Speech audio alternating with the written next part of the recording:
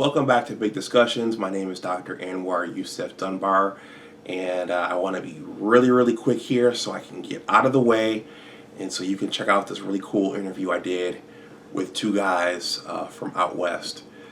So back in August, I interviewed Antonio Llapur and Matt Sjafiroeddin, the directors of the SWAT Media Group, about their new independent film, Space Detective. So we, myself and my brother Amol, we got very creative with this one. So we took a piece of that larger interview out, and I uploaded that and released that. And in that piece, me, Tony, and Matt just geeked out a little bit and talked about the Avengers and the Justice League, Marvel, and DC. I'm going to leave that video in the description box below. You should check it out, especially if you yourself like the Avengers, the Justice League, Marvel, and DC. I'm also going to leave my print interview with Tony and Matt from about 2 to 3 years ago, prior to the release of Space Detective. Parts 1 and 2 of that print interview are also going to be in the description box below. And that will give you a feel for who they are beyond this video interview.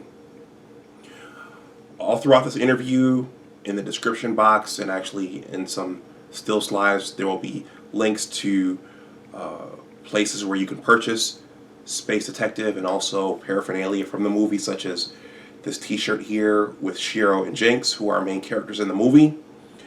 And I also I'm going to close this intro by acknowledging my brother Amol, who worked his visual effects and media magic with this interview and really made it pop and really added elements to it that I would not have been able to add to it with my limited experience with this editing software we use called Filmora, and just with all the pictures that Tony and Matt gave me, I would not have been able to put together the production you're about to see the way that my brother Amol has. So salute to my brother, and with that, enjoy the interview.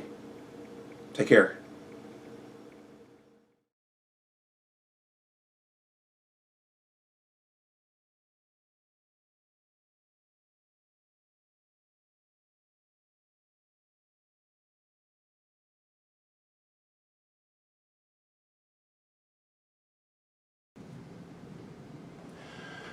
Hello, welcome back to my channel. My name is Dr. Anwar Dunbar. I am the owner of this channel and the founder of this channel, and I am the owner and the founder of the Big Words blog site.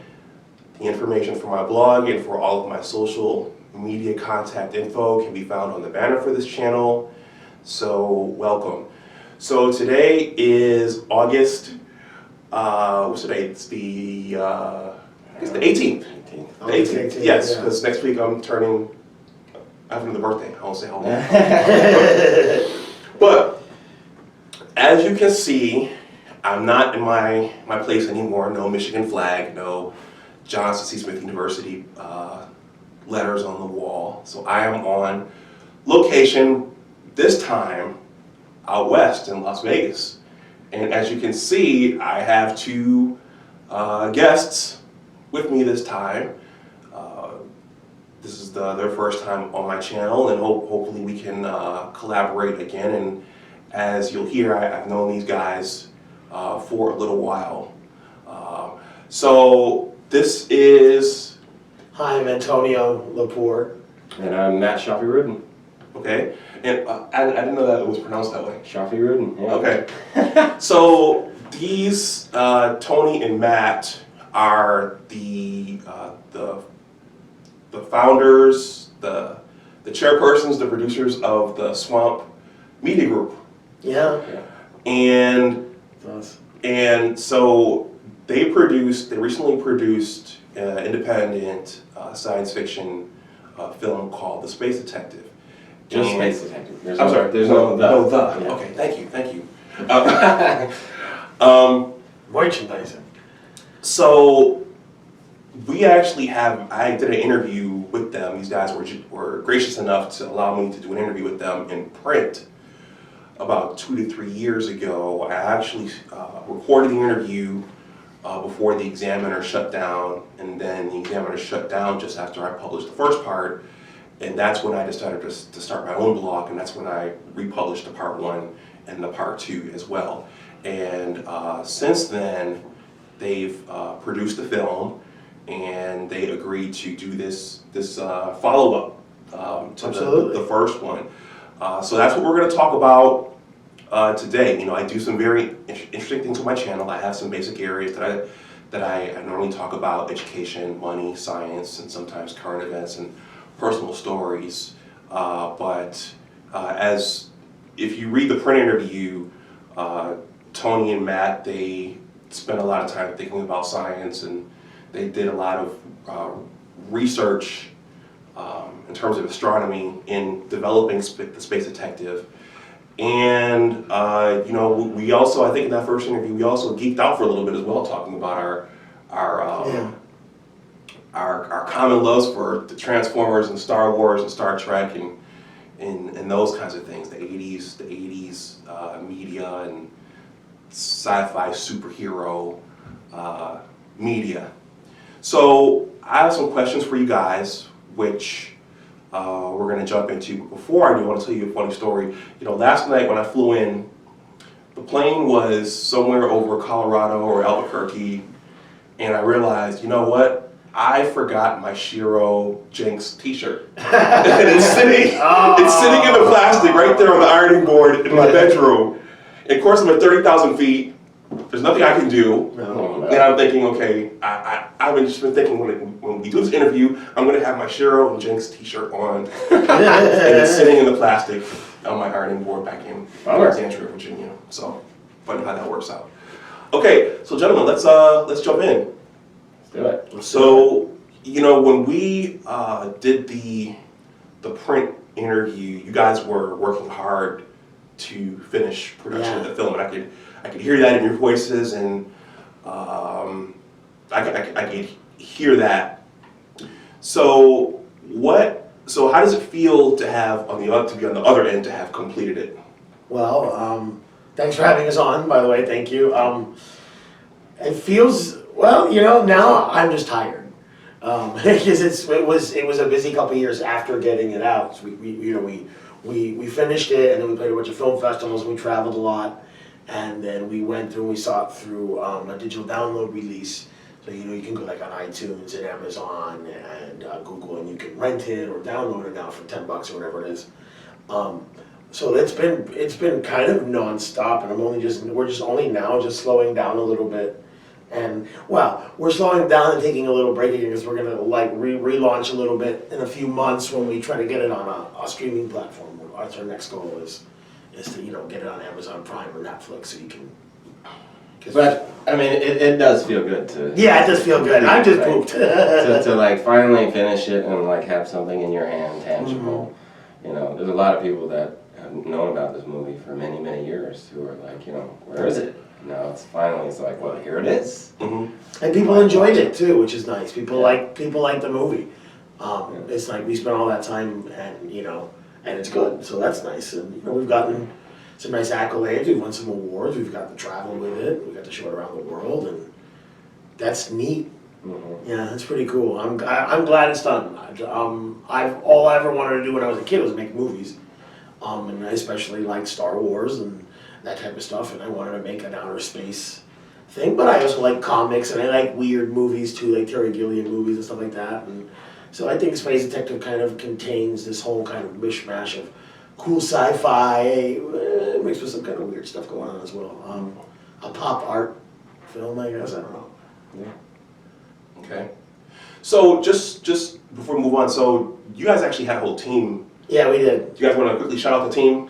Yeah. Who was... Well, there was, and another to add on the other one, it's nice to have, I feel accomplished. Yeah. It's like finishing school or, you know, getting your master's. We did all this work and like we finished. And of course we couldn't do it without the help of our team. And it was, you know, obviously me and Matt and I were at the forefront of it. We wrote and we created the whole thing. We wrote it together. He's the producer, I'm the director. I did the art direction, he built all the costumes and did all the makeup, and all the puppets and stuff, and we kind of split the work there, we're the execs. His brother, Marcus Sjafiroeddin, was in charge of our audio and music department, which is a big part of our movie. And he's a classically trained musician, Yeah. so he's played in the Las Vegas Philharmonic. He's been in bands, done a lot of studio work. So like, we were really lucky to have. Yeah, it really classes up the movie. And he got helped out with by Rico Lee Jr., who plays Zizzo in the movie, the little alien guy. He also helped out with the music. He was co-wrote a lot of the stuff and performed on a lot of the music. And then there's your brother Amol Dunbar, who was kind of been friends with me and Matt forever. We met him at a rave club. He had a Flash T-shirt on, and that's when we kind of like, well, hey, look, the dude got a superhero T-shirt on. Back when no one wore superhero T-shirts out. And he was in charge of our 3D animation. So he did we have a mishmash in animation in Space Detective. So there's a lot of 2D stuff, there's some puppets and all that stuff, and Amal did the 3D stuff. So he did a lot of the bulk share of the spaceship, our main spaceship, Shiro's Ride, which he named. Shiro was our main character. He also did the complicated nightclub sequence, which was, the centerpiece of the movie. He built a virtual nightclub with all these little characters and stuff. Really talented, and we had a lot of fun with him, Miss Amal. And then there's Charlie Wilson, who was my assistant animator, and he did a lot of the FX animation, like the explosions, and Matt's glowing red eyes, he tracked all that stuff, and he helped me build all the shots. And then I have Aaron Goodwin, who was our cameraman, our DP, and he's one of our executive producers, and he's on that show Ghost Adventures on Travel Channel. So he started off as some schlub with us and worked at same restaurant Matt did, and he got on a TV show in the middle of making the movie, but he stuck with us, and he foot about half the bill of it, at least the second half of In the long run, helped us finish the movie, and then took care of all the travel expenses and the release stuff that paying for the Blu-rays and. Yeah. And, there's a lot of people that were involved in it, but the core group was maybe about 7 guys. Yeah, 7 samurais, so to speak. Okay.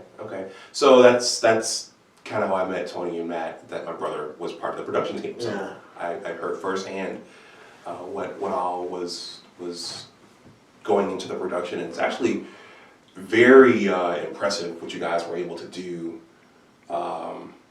yourselves independently. And a quick story, I just learned how to, using Fillmore and Wondershare, I just learned how to take music and put it underneath, which is probably basic for you guys, but it's just putting all those things together to create a film. I think that's very impressive. Because I think the laypersons like myself and the people watching movies and TV don't really understand everything that goes into the production. It's a lot, and especially the production like ours, which was all filmed in front of a green screen and then processed to look like a cartoon, and then everything else is virtual. It was all. We bit off more than we could chew, I'm not gonna lie. But I always say that we didn't jump into the deep end of the pool. We jumped into the shallow end. It's just the shallow end was really deep. Pretty good, yeah. But we used, it was a learning process. Matt and I met in school, but Matt and I were first and foremost writers and actors.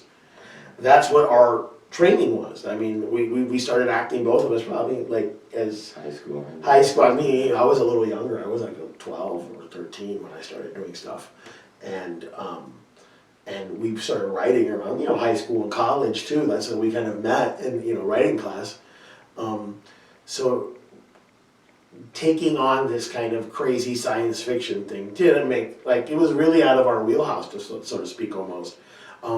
Something we would have made, if we would have made something Clerks, that would have made more sense. Because, we're, and I don't know why we did it, but we're also dorks, man. Like you and your brother, we grew up with these comics and these superheroes. We're that Star Wars generation.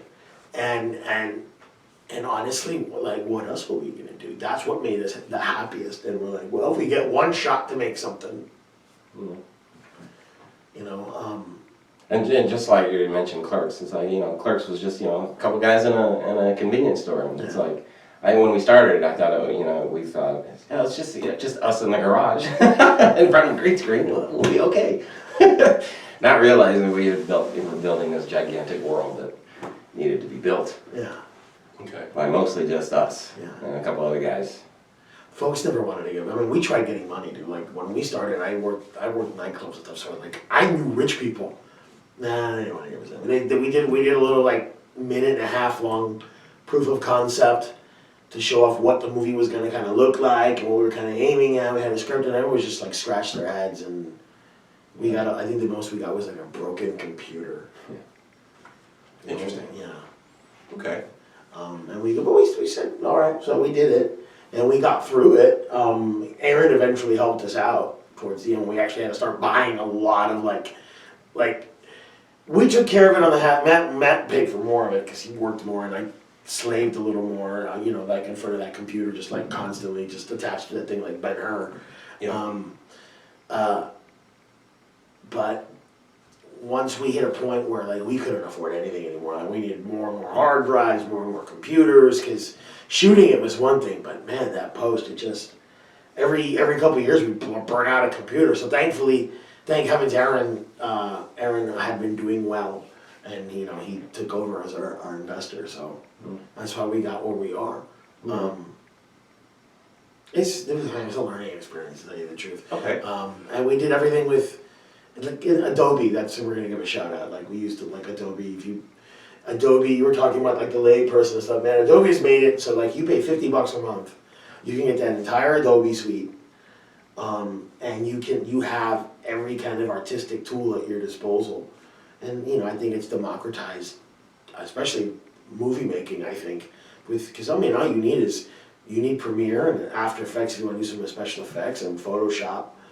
For whatever reason you need Photoshop, but I think we couldn't have done it without it. Like, if I would have had available at my hands the tools that I have now, we could have done Space Detective in half the time. Oh, really? Yeah.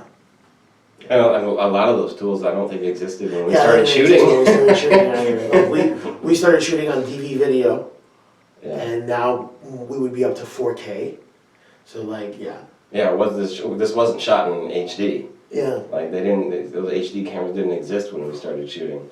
And it's like, by the time Aaron got one, it's like we could have switched, but it was like we'd shot half the movie, like we couldn't switch to HD in midstream. So, Okay. And the amount of number crunching any computer would have had to do with that footage would have been outrageous. But I mean, like, whatever movie whatever big block with Spider-Man, shot on an 8K camera now. Like that's, the amount of technology, so it's just exploding. So it's just constant money. That's the hardest thing. But at least now it's something like with Adobe and like when you got here talking about, we do our stuff on our iPhone, man.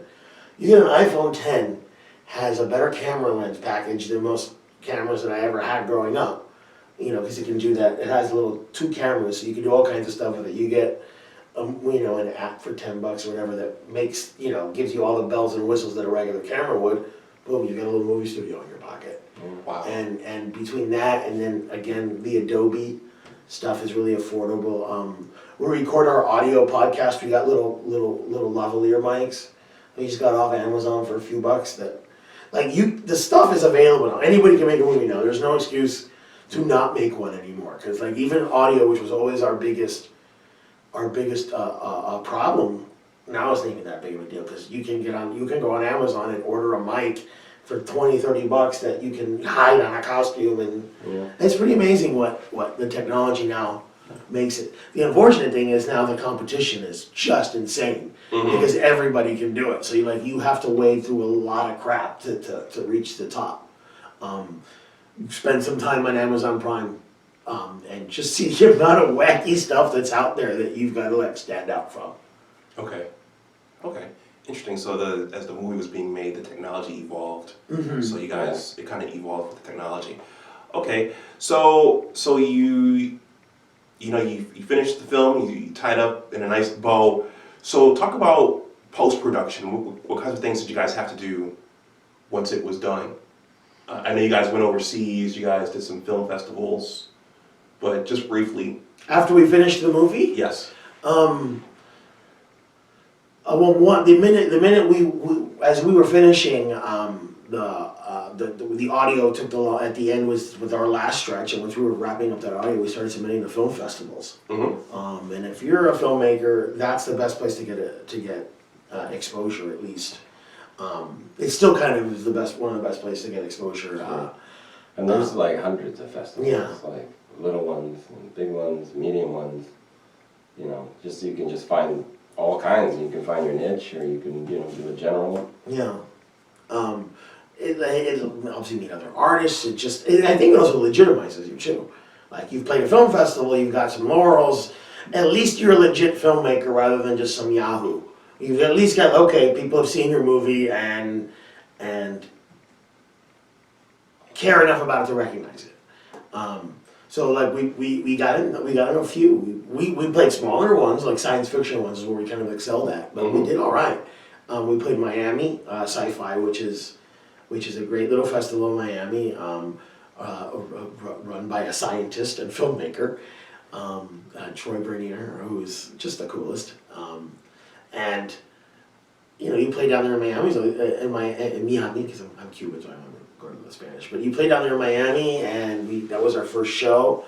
Most of the guys were able to make it out there, and we won that festival. And then we played another little festival a month later in Toronto, which Amol was great. And your mom, they came out to watch us in Toronto near Buffalo. Mm-hmm. That was neat. We won that one, and then we played in London, which was neat. We flew to Sci-Fi London. We flew out to London for a couple of weeks. Yeah, it was fun. And then we played 2 festivals over a Memorial Day weekend. Phoenix Comic Book Convention, which was cool. And then we played a prestigious one it's in Newark, but it's pretty prestigious. It's going to be pretty prestigious at Mammoth Lakes, where we won that. Like, we had a pretty successful run for that year or so. Yeah. We finished up. We played in Berlin, and we finished up in Boston, at Boston Sci-Fi, which was pretty cool. And then from there, we got the movie out. We got it available for sale and stuff now. The idea is you make a movie and you find a distributor to put it out for you. And the distributor will advertise and this and that. And man, we talked to a lot of distributors, and no one had a good deal for us. No one really got what our movie was, which is weird because people watch it and they love it, but people do not know how to sell it. Yeah. So we just decided, okay, so we'll just get a little bit more money and we'll do it ourselves. Man, what an education that was. Okay. I don't think I would do it again like that. Or if I did do it again, I know the mistakes and we made and stuff, which means we needed more money, man. It's just all it is. It's just money, just more money, more money. But to distribute it ourselves, you go through something called an aggregator. Mm-hmm. You find services online to take care of it. We used one called Quiver. And essentially works it as a distributor for you. You pay a fee up front, you upload your movie, and then they get it into the stores for you. And by stores, I mean iTunes or whatever it's going to be now, Apple Movies now, Google Play or Amazon Prime, whatever. They'll put it there for you, and they'll take care of all that stuff. But that leaves us having to advertise. And with advertising, you learned a lot. Mm-hmm. We learned a lot about that. Like, you gotta put money into it, but you buy ads through Google. So when you do web searches, your stuff pops up. You buy ads on YouTube, so you're watching, a YouTube video, here comes an ad, boom, it's your movie. Mm-hmm. But the stuff is not cheap. We spent about $2,000 and it just covered a month, and still it was a small, not even 500,000 reach on a lot of that stuff. Instagram is also very good. If you got a small business, Instagram is probably the best place to advertise because it's pretty affordable. I mean, don't get me wrong, you're going to spend money on it, but it's affordable, but the reach is really good. Yeah. We got a lot of business out of Instagram and in the YouTube ads. Okay. So you can use Instagram to market? Yeah, Instagram marketing is, you can use Facebook and you can use Twitter, but I feel that Instagram is probably the best right now for social media marketing. I think, anyways. That's where we saw the most results from.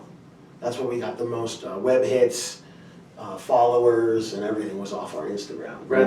Comments too, responses from people, mostly from Instagram. rather than Facebook or whatever it is. Yeah, but I think it depends on what your product is, or for us, it's entertainment, and it's very visual entertainment, so Instagram worked pretty well for us. We're learning about Facebook groups. That's probably part of the next step to reach out. That's their new push right now, is the groups. So it's like, if you want to be an independent artist, man, you got to learn how to be a marketing guy. You got to learn how to be a producer. You got to learn how to be a company, because You have to wear several hats. yeah, you have to wear several hats. That's the hardest thing, I think, probably from the whole. I'm an artist, man. I just want to tell stories and make pretty stuff and, you know, stimulate people's minds. Being a salesman was not what I signed up for, but you know, you do what you can to get your art out. We've gotten it out and people are watching it, which is great. You know, and hopefully now when we get on Netflix or Amazon Prime or Hulu or something like that, where the cheap folks that don't want to pay the rental fee for it, we'll be able to reach more folks. We'll make less money for sure, but the reach will be greater. Okay. So at the end of the video, I'm going to ask Matt and Tony where you can find a copy, where you can download a copy of The Space Detective. So we're going to get there. Once again, our original print interview will be in the description box below, and you can see a trailer, or you see the trailer for the Space Detective there. Please like the video if you watched us this far. Please click the thumbs up button. So creating something from scratch of your own is very, very difficult, whether it's music, a book, or a movie. I'm working on a book right now, and it's a lot of work. So, and then when you tell people about it, you get the questions, like you said, when's it going to be done? When's it going to be done? When's it going to be done? When are we going to see it? What did you guys learn from all this? And what would you change in your production process going forward? More money. Well, you know what I learned. What we learned is that we can do it. Okay. Yeah. Is that we can make a movie. Like, that's not something everybody can do. And making a feature that like Space Detective is a real movie. Like, it's cheap and this and that, but like, it sounds right, it looks cool, it's got very original sounding music, it's got a beginning, middle, and end. It's not a mess. It's weird. Don't get me, you watch Space Detective, it's a weird movie. But it's a movie. And it works. And we can do that. We can make another one. But what we're going to change, what this guy said, obviously money.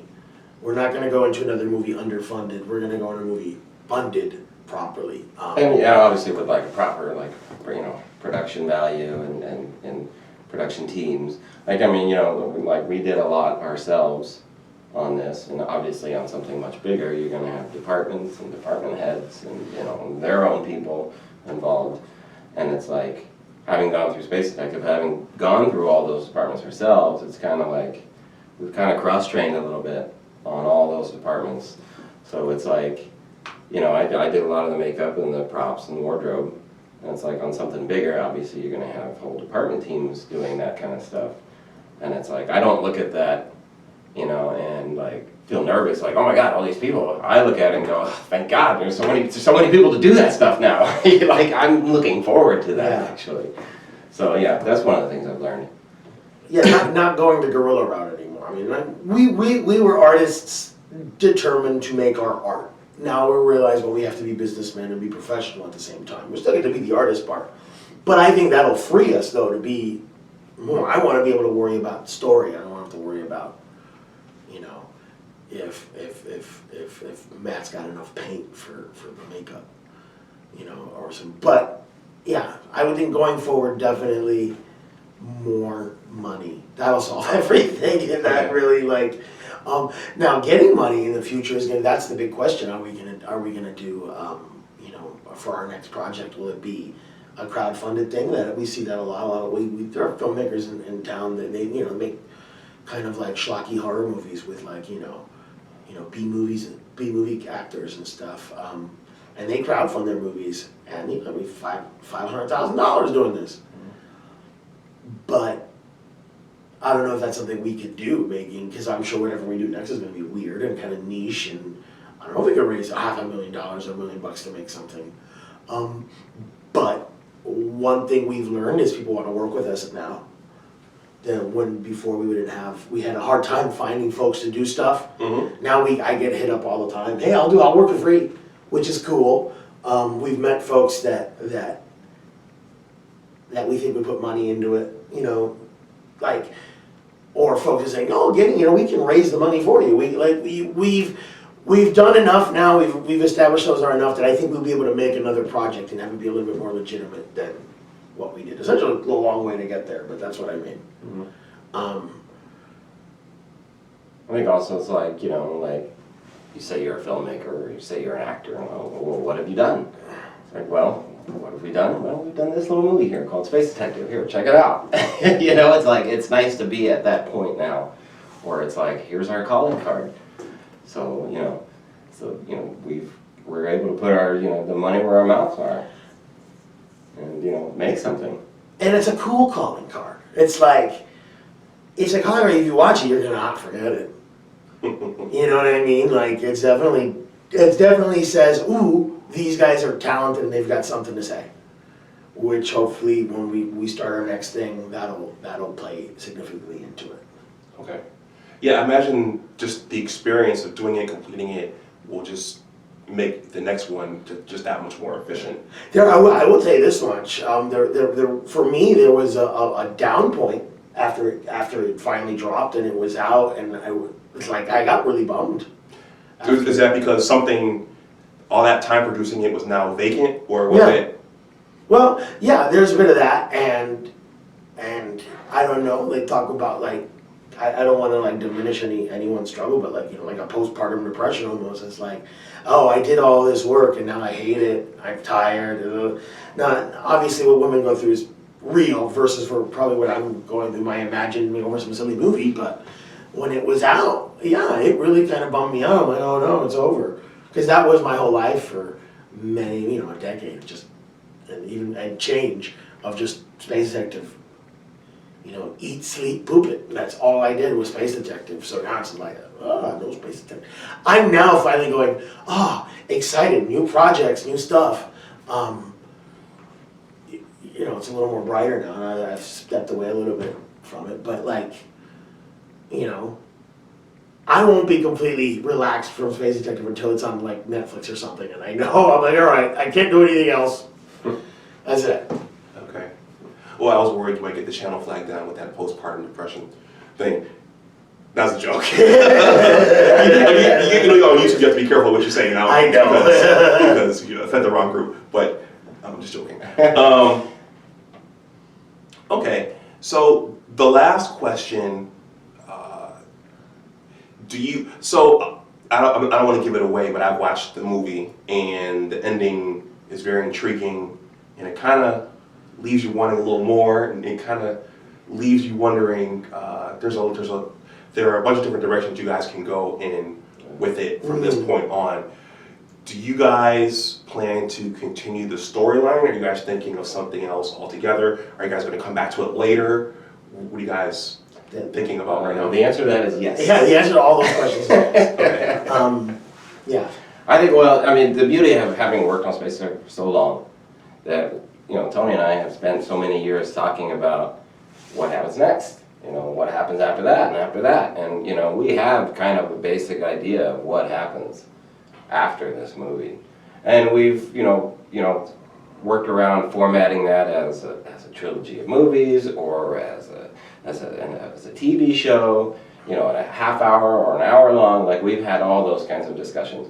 But we know the basic storyline of where it goes and how it, you know, ends. Mm-hmm. So as far as Space Detective is concerned, yeah, we do have plans for that.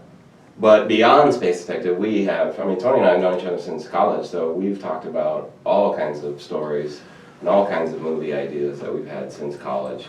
And I've written down every one of our ideas, so it's like, we literally have, you know, at least a good dozen ideas that are like, oh, this could be something we could do next, or right after this, or after that. So it's like, we have those discussions, we have those talks, and we kind of like, we're like ready as far as that stuff is concerned. As far as Space Detective more, I mean, like, that ending, the way it kind of goats you into, ooh, I want more. I mean, yeah, we did that kind of on purpose, because we wanted always to do more, but there's also an artistic reason to it. You know, like, there's a there's a big comment on popular culture Space Detective is. If you watch it, yeah, it's this fun little yarn and all this stuff, but if you watch it, it's a comment on pop culture and on our obsession with pop culture. So everything is kind of laced into that. So there's all these little references and Easter eggs, and that ending of like that almost cliffhangery ending is on purpose because these movies end like that. Every Marvel movie's got another one, it's gonna end as we're setting up another one. So I think Space Detective does that artistically too. So if there was never another Space Detective anything, I would still be artistically satisfied because I did what I wanted to do.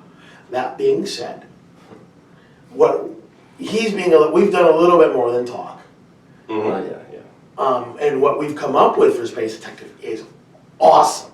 Oh boy. It is awesome. It's maybe something for Netflix or something like that, but I don't want to give too much away, but it's neat and can really, really work.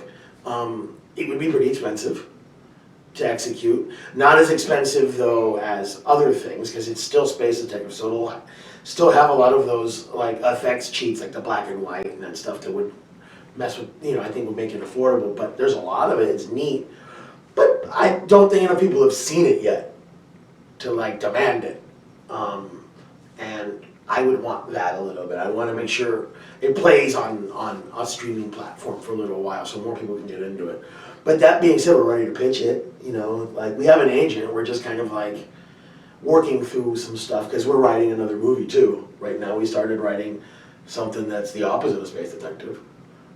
It's still an adventure, and there's still special effects, and there's still monsters and stuff in it, but it's got cowboys, and we won't say too much, but who knows? We're kind of at that point right now that everything is kind of possible. Mm-hmm. We're wrapping up Space Detective and starting our next, and kind of gearing up our next phase. We're gonna revisit an old short that we did. We're gonna drop that in a couple months.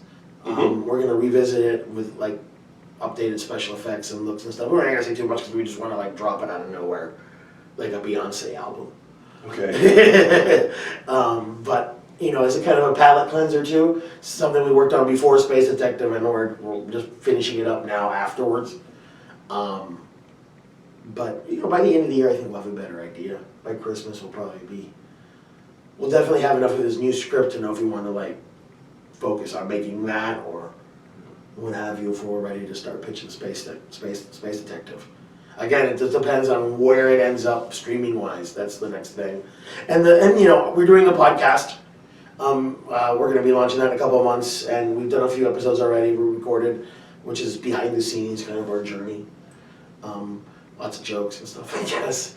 And we'll be doing that, and we've got another couple singles of music from the movie that we're gonna release. Okay. A couple little Space Detective things here and there, and yeah. So we're still kind of in a post Space Detective stage. We're still like releasing stuff, singles, and whatnot. We're still working on. So we do one launch. Yeah. And now we're gonna do. Oh, so we did, I guess, 3 launches really. Like our first launch was when we started the film festival circuit, and it was we launched there for that year or so. And then our second launch was our download release, where you can download the movie or rent it, or you can order a Blu-ray from us of it. And now our third launch is going to be the streaming platform, and that'll be the last one. Okay. So 2 questions. What's the channel for your podcast, or is it on YouTube, or is it going to be on iTunes, or? We don't have a channel yet. Well, we have our channel is Space Detective on YouTube. As far as the podcast, it's going to be an audio podcast rather than a video one. We're going to have a little bit. What we're doing is we're going to be doing short video ones and then a more involved long audio one. So the short ones will probably be on YouTube and our Instagram, and then the long ones will probably be Apple or SoundCloud or whatever. We haven't really decided yet. We're getting there though. Okay. Brand new for us. We hadn't even thought of doing a podcast or anything like that. But Aaron, he's like, guys, do a podcast. People like listening to that stuff while they're driving to work or while they're running or working out or whatever. So. And it's been fun doing those. Yeah. Like we were really like breaking down, getting into like all the stuff that we did over the years, and highlighting specific subjects here and there and stuff. So it's been fun. But I mean, when those drop, your best places to follow us online, follow us at hashtag Space Detective pretty much anywhere. Mm-hmm. But you know, we're on Facebook, we're on Instagram at Space Detective Movie, and we're on Twitter at Space Dick Movie, DIC Movie.